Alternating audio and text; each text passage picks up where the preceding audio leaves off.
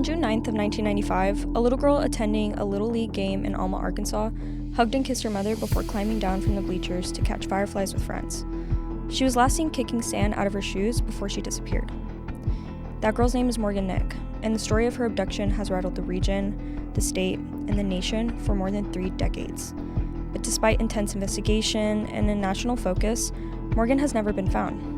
In recent years, DNA evidence has pointed to a suspect in her case, but to this date, there has been no definitive answer. Welcome to Crime in the Ozarks.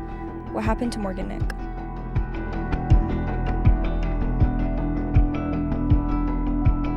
This podcast is a product of the Northwest Arkansas Democrat-Gazette Community Journalism Project.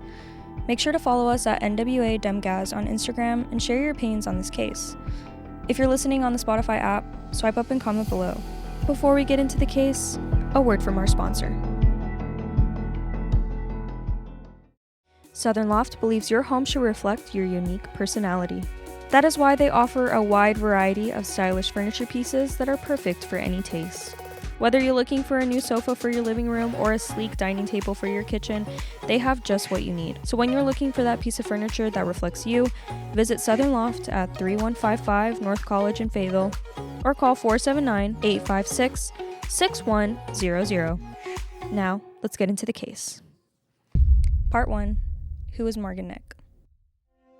Morgan Chantel Nick was born to Colleen and John Nick at 4:44 a.m., September 12, 1988, in Hanau, Germany. Her father John was a military man, which is why the family was stationed with the army in West Germany. 1 week after her first birthday, little Morgan walked. The Nicks returned to the U.S. in December of 1990, where they first moved to Fort Riley, Kansas. It's where John finished out his time in the army before being discharged and moving back to Western Arkansas, where the Nicks are originally from. Morgan was the oldest of 3 children born to Colleen and John, the others being little brother John and little sister Tyron. Morgan was a typical older sister. She liked to care for her younger sister, often rocking her to sleep in the family rocking chair. She loved dressing up her younger brother in some of her dresses and dragging him through the house. It seemed as though the family was happy and the kids loved to play together. At such a young age, Morgan was full of personality. She didn't like to play outside because she'd have to run and it made her sweat. And so she joined Girl Scouts because she said they could stay inside and glue stuff, you know. She loved spaghetti so much, sometimes she would eat it for breakfast. Like many children, she loved to eat apples and hot dogs. And right before her disappearance, she had learned how to cook hot dogs in a microwave oven. Morgan desperately wanted to lose a tooth. Everyone in her class had already lost one. She liked having her hair brushed and occasionally braided. Her favorite color was pink. She had blue eyes and blonde hair. She was also very smart. Morgan enjoyed reading, and her mother said that even though she was only 6, she could read anything she wanted to. She liked to draw, and she did well in school. Her first grade teacher called Morgan an encourager in her classroom, being a cheerleader for a little boy who sometimes had trouble with his classwork. Morgan told others that when she grew up, she wanted to be a doctor or a circus performer. She wanted to dress up in costumes and dance and make people laugh. That just shows you the type of little girl Morgan was. She's in the 1st grade and she brought home papers to sign up for track. Yeah. And so we filled her papers out and sent them back to school, and they had their first track practice at school. And when she came home, she was so mad because she said, "Do you know what they made us do in track? We had to go outside and run." And I was sweating, and she quit. She quit track. Yep. Well, she knew what she wanted. She did. Colleen said Morgan took time to warm up to people, but once she did, she was an affectionate child who loved to hug. The Reverend Harlan Summers, a minister at the First Assembly of God Church that Morgan and Colleen attended, said the little girl was, quote, full of life. That was the one thing that always impressed me. Shortly before Morgan's disappearance in January of 1995, Colleen and John divorced. So let me take you to the summer of 1995. The summer was especially important for Morgan. She was looking forward to a summer of Girl Scout camp and Bible camp. It was warm and beautiful, as it always is in the River Valley. She had just outgrown the training wheels on her bike, and she was only 3 months shy of her 7th birthday. Unfortunately, after one fateful night, Morgan would never be seen by her loved ones again. Part 2. A child goes missing. So June 9th started just like every other day. It was a warm summer Friday. The day passed as usual. Colleen ran a daycare out of her home. After all the children left, Colleen and Morgan left Ozark to attend a Little League baseball game a short drive away in Alma. Morgan's siblings would stay with their grandparents. On the evening of June 9th, 1995, Morgan was attending a Little League baseball game with her mother and friends at Woodford Baseball Field in Alma, Arkansas. So the game ran a little bit later than usual. It was postponed by the River Valley rainy season. There were just a lot of games being packed into one day, and so that particular game was a little bit later into the night than it usually would be. Morgan was wearing a green Girl Scout t-shirt, blue denim shorts, and white tennis shoes. As I said, Morgan was known to be a shy and quiet child, so at first she sat by her mother and watched the game. However, as time passed, she eventually asked her mother if she could catch fireflies with her two friends. It's here where I feel I should describe the baseball field to you. For listeners, the park was situated in almost like a pit. The parking lot, as described in this case, was more so a patch of dirt where the parents would park for the baseball games. It was on top of a hill, and below it was a slope of sand and dirt with a double-fenced baseball field. From the perspective of Colleen, the entire dirt hill was visible by the bleachers. Witnesses stated after the fact that they saw Morgan and her group of friends catching bugs and playing in the sand pile near the baseball fields. She was last seen standing near her mother's car, emptying sand from her shoe between 10:45 and 10:50 p.m. When the game was over, Morgan's friends returned to the baseball field without her. Colleen was immediately concerned. She asked where they were, where they went, and they told her that they had last seen her by the car. Colleen went to check her car for any sign of Morgan, but she was gone. I think in these cases it's really easy to find someone to blame. But like I said, the area was pretty visible, and anyone who's ever been to a baseball field knows they have these huge stadium lights, and it wasn't as if there weren't children running around for the entirety of the game. There were a lot of home videos taken at this game, and you can see that it was a typical park where kids are having fun, they're playing around. And for Colleen, I think this was something that was unimaginable, especially in Alma and especially in the 1990s. Following her disappearance, witnesses told police an unfamiliar man had been seen at the park and disappeared around the same time as Morgan. The man was described as white, 6 feet tall, having a medium to solid build, and wearing a mustache and maybe a short beard. He was driving a 1964 to 1974 faded red Ford pickup with a white camper shell that didn't quite fit the pickup and sat about 4 inches below the cab's roof. Police were told the camper shell might have also been damaged on the right rear end. Witnesses believed the pickup had an Arkansas license plate, Arkansas State Police said at the time. Eerily, police received reports of 2 instances of attempted abductions of children in the area shortly before and after Morgan went missing. A woman told police she and her daughter were at a laundromat near US Highway 71 and US Highway 64 around 10:30 a.m. on June 9th, when another woman saw a man pull the child into a pickup. The mother told police the witness alerted her of the incident, and the mother ran to the pickup and pulled the child out, after which the man drove off. Fortunately, in this case, the child was not harmed. Then a man was reported to have grabbed a 9-year-old about 1 p.m. the following day inside a Fort Smith convenience store, trying to pull her into the men's restroom. The girl managed to get away, and the man got into his vehicle and fled. The description given by witnesses of the man and his vehicle were similar to those provided after Morgan disappeared from the ballpark a night before. Lieutenant Dale Best of the Arkansas State Police pled with the public the following Monday to provide any details they could about anything possibly related to Morgan's disappearance, the suspect, or the red pickup, saying, quote, "We think he's still out there and will continue to commit these offenses until he's captured."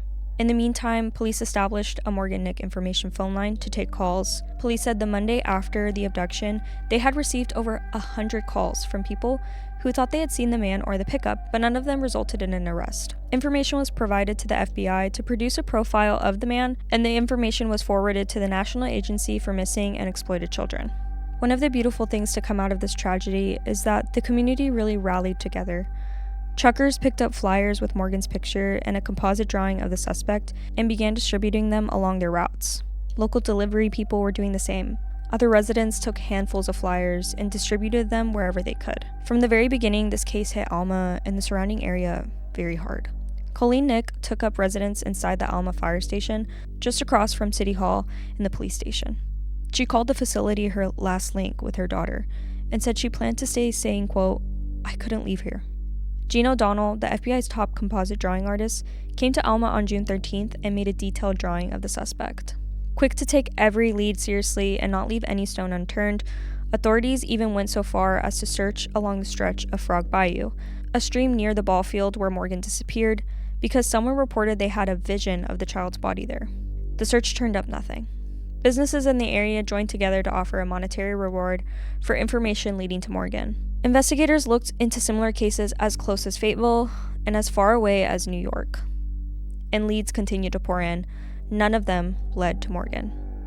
1 week after the disappearance, the FBI set up what officials described at the time as a sophisticated computer to help officers sort, store, and coordinate the multitude of leads coming in. It was the first time the state saw the use of such a device in a case, and police said it was similar to the machine used to help coordinate information in the Oklahoma City bombing investigation.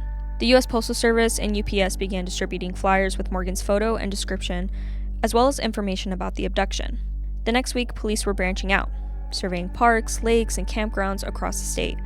On June 24th, searchers and track dogs combed a densely wooded area near Stuttgart during the day and well into the night, after police received a report that a bearded man with a young blonde girl attempted to steal a vehicle from a residence in the area earlier that day.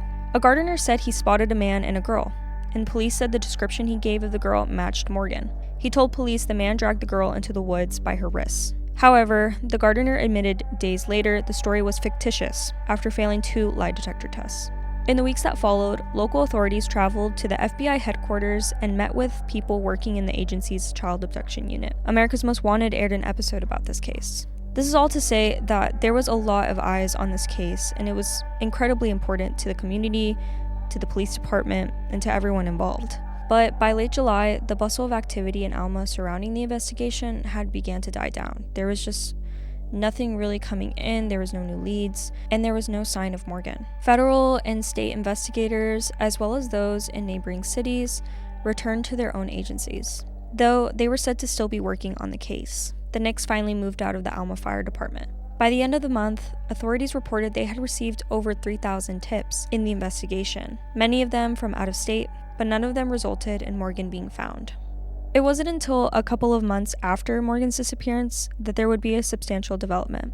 In late August, an 11-year-old girl in nearby Van Buren told police a man matching the description of the suspect in Morgan's disappearance had approached her and offered her money to get into his red pickup. She became scared, and this man clearly had a bad aura to him, and so she ran to a nearby Sonic drive-in for help. The next month, police arrested a 70-year-old man in that case. His name? Billy Jack Links. At the time, Van Buren police said they didn't have any evidence to connect Links to Morgan's case, but Sergeant Mickey Molnar said, quote, "We're looking at every case right now." At this point, I think a lot of people were hoping that this was the guy. I mean, he matched a lot of the descriptions, he owned a truck that matched, and he was arrested for trying to pick up this 11-year-old girl. But shortly after his arrest in Van Buren, Links was ruled out as a suspect in Morgan's case for the time being, with Captain Dale Best of the Arkansas State Police saying, quote, "He's not considered a suspect at this time. I can't tell you what will turn up next week." The following February, police began searching for a Mulberry man for questioning in Morgan's disappearance, as well as questioning about the killing of Melissa Witt, a Fort Smith girl who was abducted from a bowling ring parking lot and was later found deceased in the Ozarks National Forest. The man had been arrested previously on a charge of sexual abuse involving a different minor, but failed to appear in Crawford County Circuit Court on that charge. Even though he had a history of committing crimes that fit the profile, the only connection police gave to Morgan's case was that the man might have access to a red pickup. He was arrested in May of 1996, but Detective Ron Brown of Alma would later say the man's importance to Morgan's case was overblown in news reports.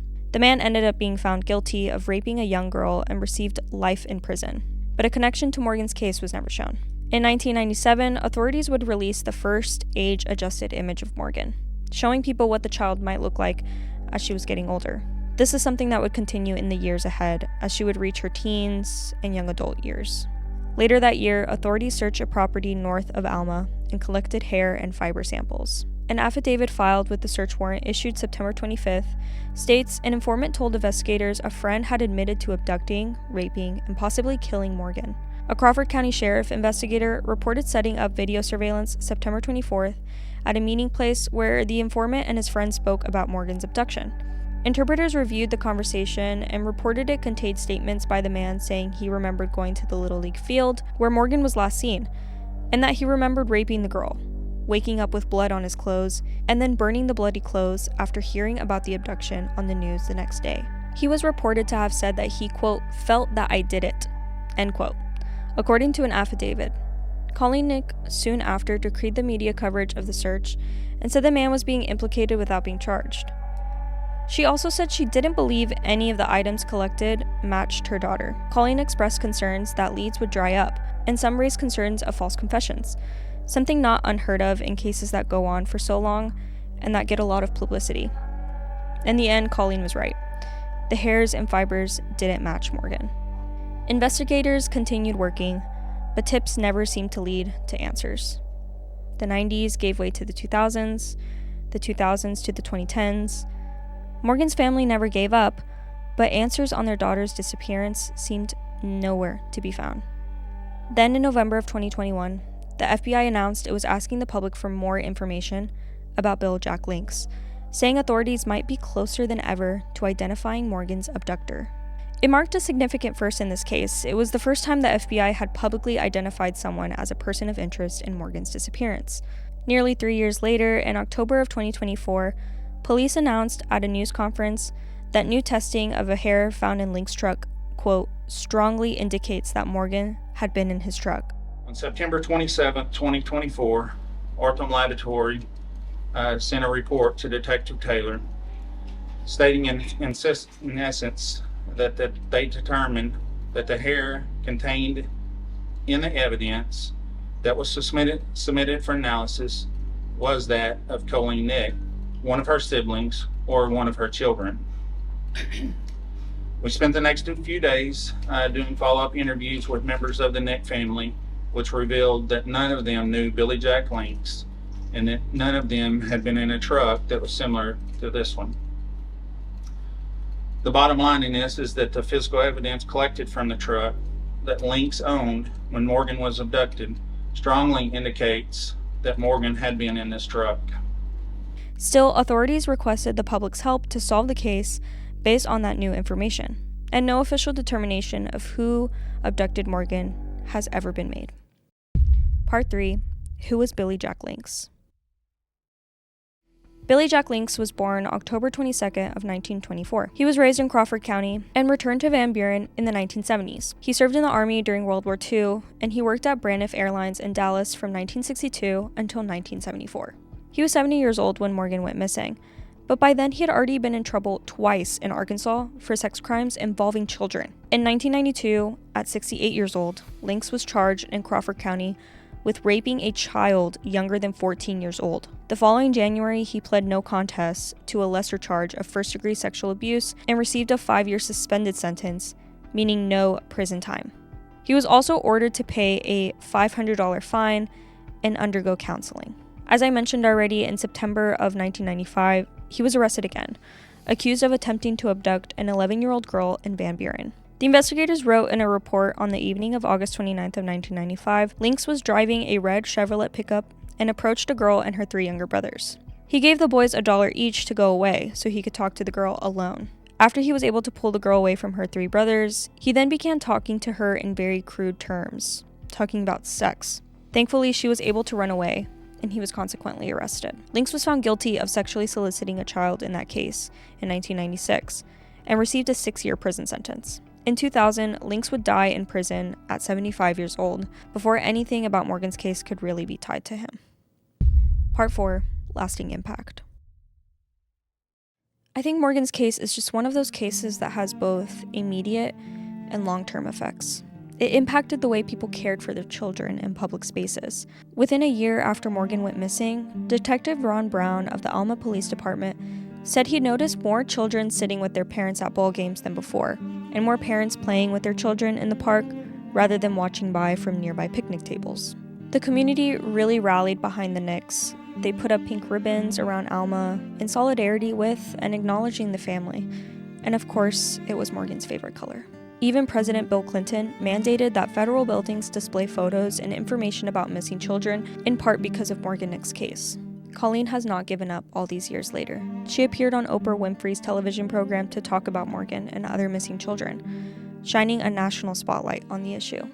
This just became a huge passion of Colleen's. After the disappearance of Morgan, Colleen took up the search for her daughter full-time and became an advocate for other missing children. She started the Morgan Nick Foundation, which focuses on creating awareness about missing children, reducing their vulnerability, and providing support for their families. You can find the link to their website in the description, and their focus areas include the following: intervention for families of missing persons by providing trained search and rescue workers, printing and sharing flyers of missing people, creating social media campaigns around missing person cases, being a liaison with law enforcement and media, and more. Education by providing free safety skills and abduction prevention learning opportunities for children, parents, teachers, and communities.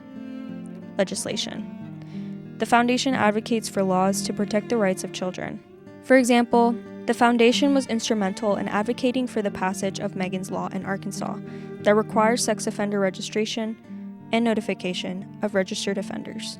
The Foundation has also played a role in implementation of child photo ID and fingerprinting programs. The Morgan Nick Alert was also named in Morgan's honor. It's the state name for the nationally recognized Amber Alert program, designated to let people know if a child is missing. A Morgan Nick Alert activation involves every law enforcement agency in Arkansas, as well as over 250 local radio stations, television stations, and other media, according to the Encyclopedia of Arkansas.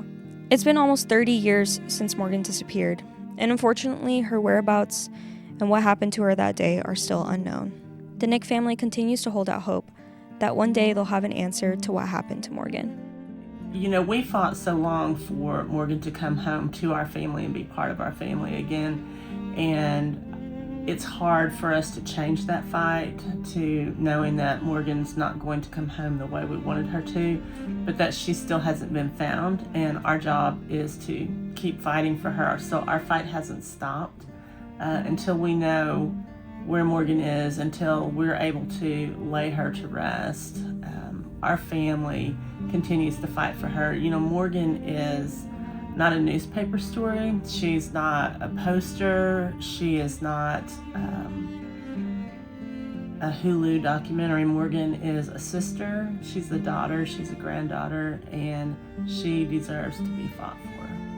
For now, we at the Democrat-Gazette will continue watching for developments in the case and reporting them as they occur. That way our readers will always know the latest about crime in the Ozarks.